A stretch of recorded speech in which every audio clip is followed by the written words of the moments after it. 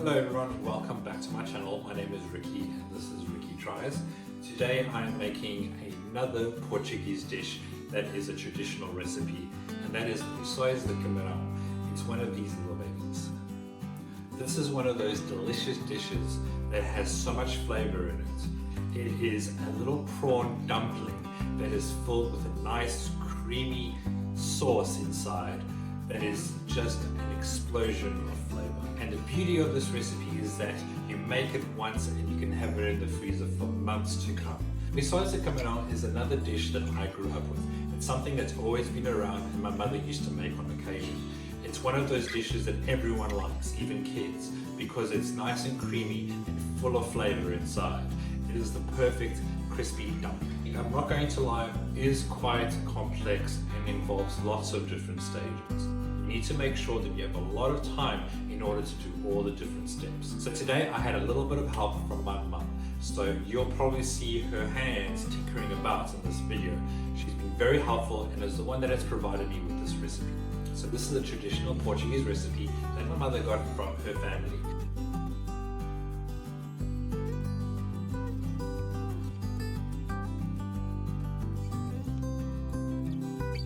The first thing we want to do is cook 500 grams of raw prawns. Have enough water just to cover the prawns in the pot and add 1 teaspoon of salt. And we want to keep the stock from the prawns aside. This will add more flavor to the filling. Boil for about 5 minutes or until the prawns are completely cooked. The prawns are cooked, it only took just a few minutes. So what you want to do is separate the water and the prawns because we will be using the water later. Once the prawns have cooled down a bit, peel them and we want to chop them up. Divide this either into 3 or 4 pieces. Finally, chop up an onion. And you also want to chop up 1 tomato, but it's important to remove the skin. Add some boiling water to a tomato. This will allow you to peel the tomato easily. Chop it up finely, just like the onion. On a frying pan, add some olive oil. We want to cook off the onions for a few minutes. We can also add some butter for a richer flavor. The onions have softened a bit. It's time to add in the tomatoes. Add a crushed garlic. Allow this to cook for a few minutes until everything is very soft. If you find that the tomato and onion mixture is not getting soft enough, add in half a cup of the prawn stock. This will allow it to cook quicker and also to get softer. So what we have here is the rest of the water that the prawns were cooked in. So this is 700 mils. Don't worry if you have a little bit less or a little bit more. We can just adjust this with the corn flour and also with water. We now want to mix in the corn flour with the prawn stock. Add in 4 tablespoons of corn flour. Give that a stir and mix it up. The onions and tomato have softened up quite a bit. Now we want to add in the rest of the ingredients for the filling.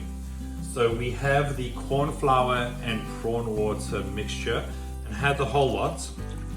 Now we want to add in the parsley, the chopped up parsley, and also the diced up prawns. Add in the paprika as well at this point. So allow this to simmer for a few minutes until it thickens up. This sauce needs to be thickened a little bit more. So what we've done is taken some corn flour, another tablespoon of corn flour, and added some cold water to it. And we add this to the mixture to thicken further. It's important to add the cold water to the corn flour, otherwise it becomes quite lumpy. Continue stirring for a few minutes while the sauce thickens. So this has become quite a thick filling, as you can see, and this will further to thicken as it cools. So while this is cooling, we're going to get started with the pastry. I've got 500 mils of boiling water. We now want to add in the butter, the skin of a lemon, half a teaspoon of salt. We want to bring this to a boil and remove the lemon rind. So add in the flour at this point and now stir. So you want to cook this for a few minutes until it gets to this type of gluggy consistency. So transfer the dough onto a clean surface. Allow this to cool for a few minutes, just until you are able to mold it. You just want to knead this until everything is being incorporated quite well. It only takes a few minutes. We don't need this to be a perfect shape or very smooth, just until everything is mixed.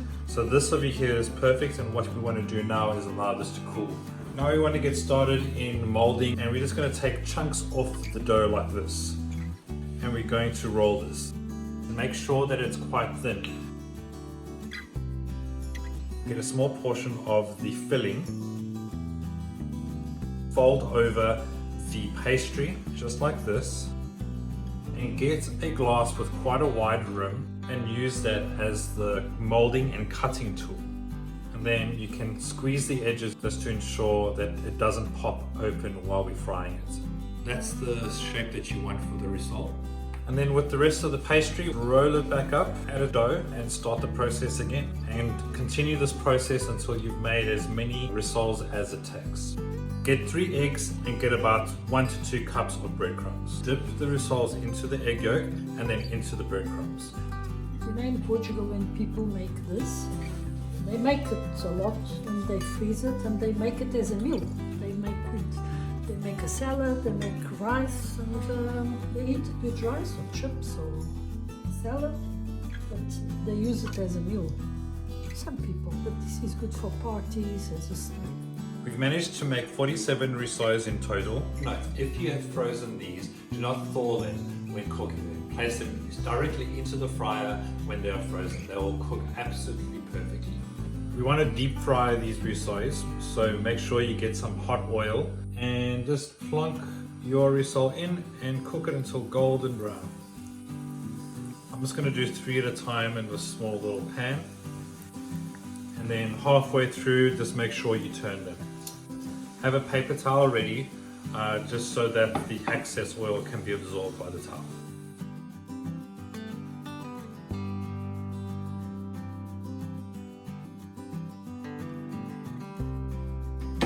So I'm going to taste one of these right now and give a good bite to it. So here goes nothing. The outside is perfectly crisp and the inside is nice and soft and full of flavor. It is rich, it is crispy, it's one of those dishes that is just Moorish and you just want to keep eating them. I love how crispy it is on the outside and the inside is so nice and soft and full of flavor. Rissoles de camarão is such a unique flavor. There's something about the combination of the prawn, the paprika, as well as parsley that all combine together to give this explosion of flavor. This is one of those dishes that is so Moorish and is the perfect party food. So thank you very much for joining me on this episode and for sharing this adventure with me. It has been an absolute pleasure to make this dish. And until next time, bye bye. Oh, mãezinha querida, obrigado.